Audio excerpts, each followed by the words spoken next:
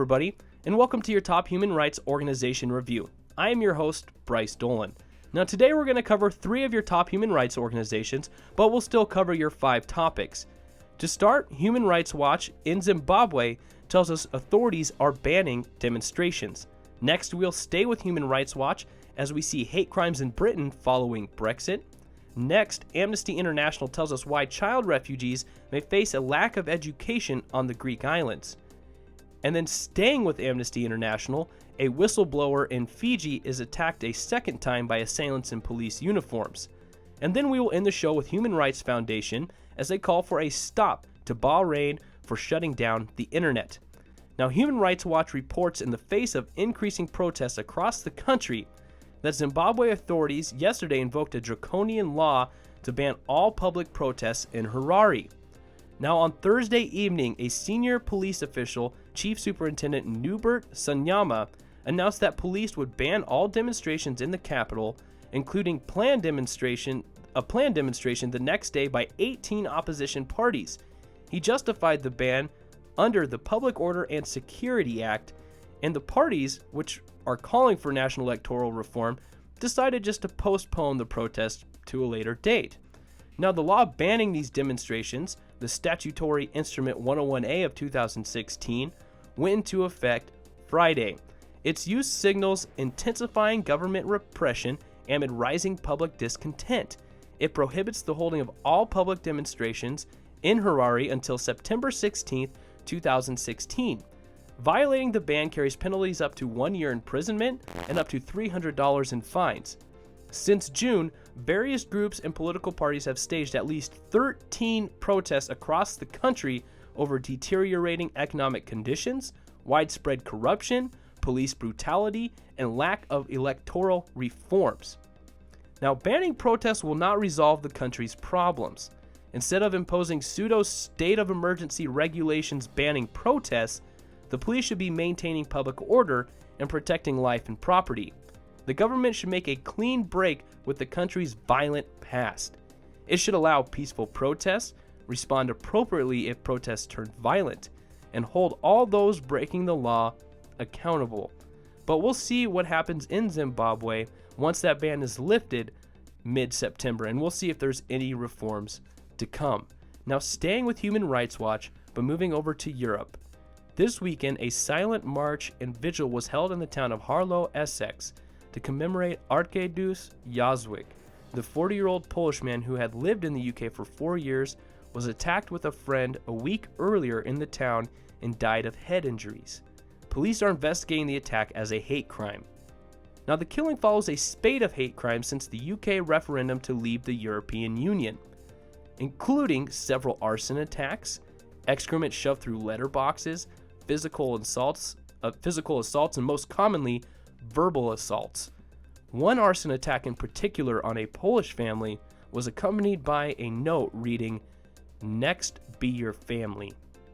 Now, the United Nations thinks this needs to be addressed. In a critical report on the UK published last week, the UN Committee on Eliminating Racial Discrimination said that the Brexit referendum campaign was marked by divisive, anti-immigrant, and xenophobic rhetoric, and that some politicians had created and entrenched prejudices, thereby emboldening individuals to carry out acts of intimidation and hate, as well as calling for better reporting of and effective punishment for hate crimes. The UN Committee recommended that public officials act to reject and condemn racist hate speech and xenophobic political discourse. Now, senior political officials and police officers do seem to be taking hate crimes very seriously. In July, the government published a new national action plan to tackle hate crimes, including xenophobic attacks, and police leaders have warned post-Brexit that hate crimes will not be tolerated. Unfortunately, though, the scale of the problem requires a concerted response. Even though reported hate crimes are up, the number of hate crime cases referred to prosecutors is actually down on the same period last year, which means fewer reported incidents ending up in court. So even though they say that they're not going to tolerate hate crimes, there's been no increase in hate crimes being brought to court and as a result being brought to justice. So we'll keep an eye on Britain and Europe as they are continually facing these hate crimes following Brexit. Now on to Amnesty International. September marks a new school term in Europe, but on the margins of the continent, thousands of children can only dream of the day they will be able to continue their precious education. A law passed yesterday by the Greek parliament could give some hope to tens of thousands of school-aged refugee children stranded in Greece. It aims, among other things, to start providing so-called reception classes for them by the end of September. These classes are intended to prepare refugee children for integration into the Greek national education system. However, there are doubts as to whether the required number of qualified teachers can be recruited and how quickly this integration will take place. Now, the sprawling makeshift refugee camps are no place for any child to live. They flood when it rains, and in the summer the heat is relentless. There are snakes, and we have seen children bitten by mosquitoes all over their bodies. The children are scared of the fights that often break out, and these are places that are a far cry from the cool, clean, kept-up classrooms of Europe. Refugees and migrants who have arrived in Greece between January and August this year, 38% are children. But Europe has closed its borders to them. Several of the children have had no formal education for as long as 5 years. Some have forgotten how to read and write, and the time and energy they once dedicated to learning is now spent on perilous journeys and underpaid labor. Now, committed volunteers, refugees, and NGOs do what they can.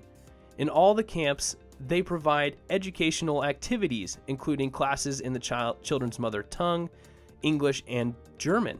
Of course, this has its own challenges.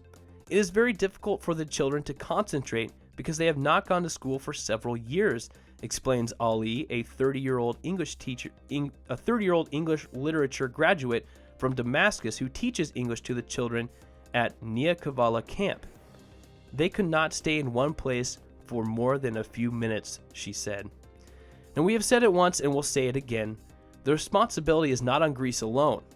European leaders have so far failed in dealing with the refugee crisis. Europe's governments should use all available means to accept asylum seekers from Greece by speeding up relocation to other countries, facilitating family reunification, and offering humanitarian and student visas for onward travel. So again, we call on Europe to open up their doors to let these people in and let them live a free and peaceful life. Now, we're staying with Amnesty International as a second attack allegedly by police has been reported in Fiji. This is the second time that Rajneel Singh, a Fijian businessman who had alerted the authorities to politically sensitive computer files, has been attacked by men dressed in police uniforms in less than a year. This alarming development is the latest in a series of allegations of torture and other ill treatment by the Fijian police, said Rafini Jamin, Amnesty International's director of Southeast Asia and the Pacific. The authorities must ensure that Rajneel Singh, his family, and lawyer are effectively protected from any form of violence and intimidation, and that the recent attacks against him are promptly investigated. Rajneel Singh is an internet cafe owner, and he was first attacked in November 2015 after he discovered computer files that included purported plans to destabilize the government. Rajneel Singh has said that he alerted the authorities to the computer files only to find himself assaulted by them. His lawyers say that there is an actual video showing Fijian police beating the business owner, and there was even a police jacket left behind. Again, we see another case of police brutality and suppression and repression, and we will continue to include these articles in our videos until these unlawful and inhumane acts are stopped. Again, ladies and gentlemen, another example of police brutality, not here in the United States, but around the entire world. We looked at it in Rio, now we're looking at it in Fiji.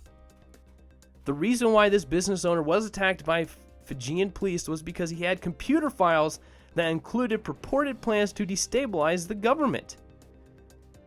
So you find these files and you call the police, the people that you expect to help you, and they show up and do the complete opposite. Well, the police have refused to comment. They claim to be investigating, even though, like we said, there is a video showing police beating Rajneil Singh. Now, to end the show, we go with Human Rights Foundation as they call for Bahrain to restart the internet services around the country. The authoritarian regime has disrupted internet services since June 2016. Human Rights Foundation is part of a coalition with 30 other organizations that sent a letter to the Telecommunications Regulatory Authority of Bahrain, as well as other agencies, demanding that the authorities cancel any service restriction orders to telecommunication companies that enabled the shutdown and commit to transparency around such orders. We urgently and humbly request that the government of Bahrain respects the right of all Bahrainis to seek, receive, and impart information, and ensures that all citizens of Bahrain have equal access to the internet, the letter states. Internet shutdowns used as a policy of collective punishment against areas involved in protest or perceived to be opposed to the government. Now, the internet disruptions were first recorded last June in the neighborhood of Daraz, around the same time that street demonstrations arose amidst a general economic slowdown and the government's decision to strip citizenship from a prominent Shia cleric. A technical study of the shutdown conducted by the organization Bahrain Watch revealed that the shutdown was the result of a coordinated effort across several internet service providers to shut down mobile towers in Daraz at the same time every night and deliberately degrade landline internet traffic. Internet shutdowns are the preferred weapon in the arsenal of authoritarian regimes whenever they see their country in crisis, which they permanently do. This year, more than 20 countries around the world have experienced such government-orchestrated sweeping form of free speech repression, said Human Rights Foundation President Thor Halvorsen. By exerting control over the flow of information, the Al Khalifa regime is trying to cover up its pervasive human rights violations and deny Bahrainis the right to associate and express themselves freely, said Halvorsen. Human Rights Foundation and the other organizations that were signatories to the letters are members of the hashtag Keep It On campaign led by Access Now to fight internet shutdowns around the world. And we're going to join them with the hashtag Keep It On. Now, just imagine this, ladies and gentlemen. You're here in the United States, you're scrolling through your Facebook, you're looking through your email, whatever it is, and then all of a sudden, you can't access that anymore. That is ultimate government repression right there. So, as we call for Bahrain to turn the internet back on, we just learned that there are dozens of other countries who have experienced this same sort of shutdown just this year. So like I said, we're going to help the movement with the hashtag Keep It On. Along with our hashtag Global Institute for Democracy and Strategic Studies, we'll make that with our hashtag as well. Well, everybody, this is the end of your show. Thank you for watching your top human rights organization. Make sure you subscribe to our YouTube channel, give us a like on Facebook, or follow us on Twitter. You can find all the links to these articles below in the description. And thank you for watching. I was your host, Bryce Dolan.